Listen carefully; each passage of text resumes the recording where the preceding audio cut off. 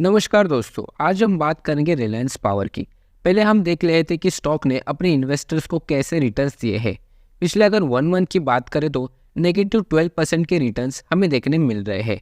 पिछले 6 मंथ्स में हमें पॉजिटिव रिटर्न्स देखने मिल रहे हैं 46% के।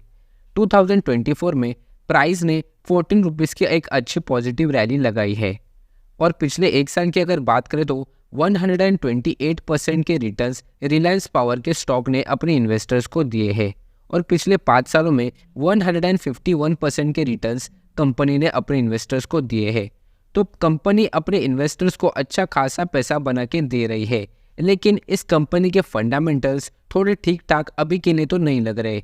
तो इस वीडियो में हम इसके फंडामेंटल्स, चार्ट एनालिसिस को डिटेल में डिस्कस करेंगे।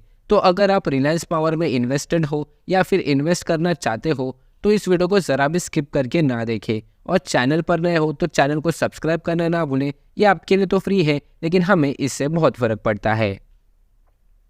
पहले देख लेते हैं इसका क्वार्टरली रिजल्ट, जो कि हाल ही में ही अनाउंस हुआ है।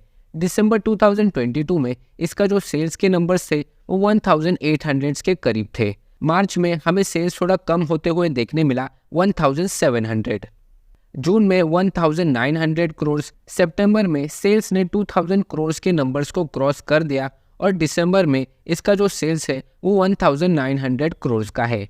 तो अगर हम सेल्स की बात करें तो पिछले 3 क्वार्टर में कंपनी ने अपने सेल्स को ठीक ठाक ही मैनेज किया है। देखते हैं नेट प्रॉफिट में कैसे कंपनी परफॉर्म कर रही है। दिसंबर 2022 में कंपनी का जो नेट प्रॉफिट था वो नेगेटिव में था, यानी -245 करोड़। मार्च में हमें पॉजिटिव रैली देखने मिली, यानी पॉजिटिव नेट प्रॉफिट देखने मिला 257 करोड़ का। जून में हमें दोबारा लॉस देखने मिला लगभग 300 करोड़ का। उसके बाद फिर से हमें 238 करोड़ का लॉस और दिसंबर यानी लेटेस्ट क्वार्टर में कंपनी का जो लॉस है वो -1137 करोड़ का है। ये क्वार्टरली रिजल्ट हाल ही में ही अनाउंस हुआ है और इसका नेगेटिव इम्पैक्ट हमें इसके स्टॉक में आज के दिन देखने मिला। इसका जो आज का स्टॉक है उसने एक लोअर सर्किट लगा दिया है। अब बात कर लेते हैं HFT की, हाई फ्रीक्वेंसी ट्रेडिंग फर्म्स। ये मैं आपको क्यों बता रहा हूँ, इसका रीज़न आपको जल्द ही पता चल जाएगा। इसके जो टारगेट कंपनीज है वो India bull real estate, Reliance power और वक्रांगी है। ये हाई फ्रीक्वेंसी ट्रेडिंग फर्म्स क्या करते हैं, अपने ज़्यादातर स्टेक इस कंपनी में लगा देते हैं और फिर वो कंपनी का प्राइस हमें बूम होते हुए देखने मिलता है। जैसे हमें Reliance power, India bull real estate और वक्रांगी का प्राइस बूम होते हुए देखने मिला। अभी तो ये रिलायंस पावर का वीडियो है तो हम रिलायंस पावर को डिस्कस करेंगे और किस डेट पर भी ये रिलायंस पावर का बूस्ट हुआ है वैल्यू, वो भी मैं आपको ज़रूर बताऊंगा चार्ट में। Reliance power gained 17.15% to ₹30.40 from around 28 December to 5 January.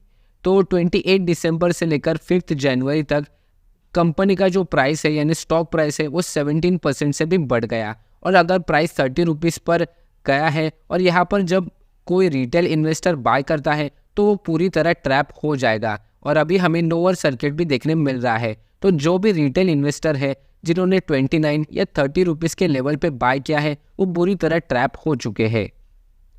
HRTI private limited 2.7% stake, Jainam broking 1.13%, gravitation research 1.38%, pace commodity 1.38%।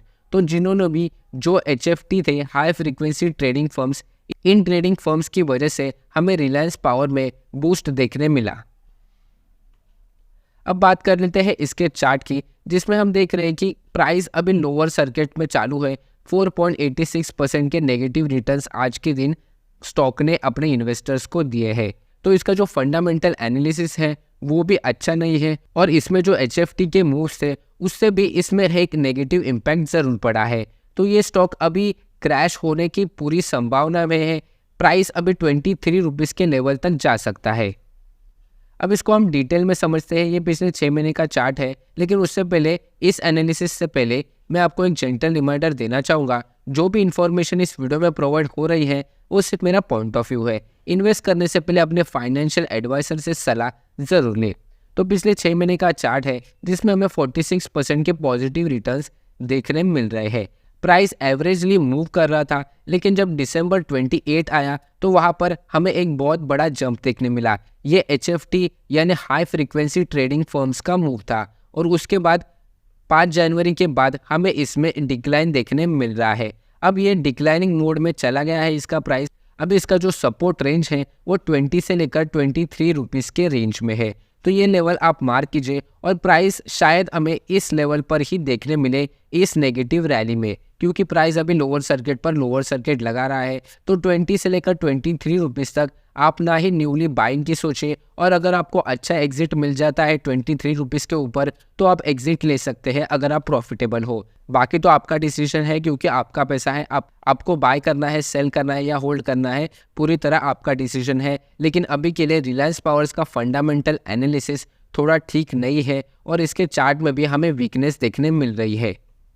इसके शेयर होल्डिंग पैटर्न की बात करें तो प्रोमोटर्स की होल्डिंग 24.50% की है, फॉरेन इंस्टीट्यूशनल इन्वेस्टर्स की होल्डिंग अच्छी है 8.37%, डोमेस्टिकल इंस्टीट्यूशनल इन्वेस्टर्स की होल्डिंग 5.19% की है, गवर्नमेंट की होल्डिंग 0.01% की है जो कि बहुत ही कम है, और बाकी की होल्डिंग 61.95% पब्लिक की है।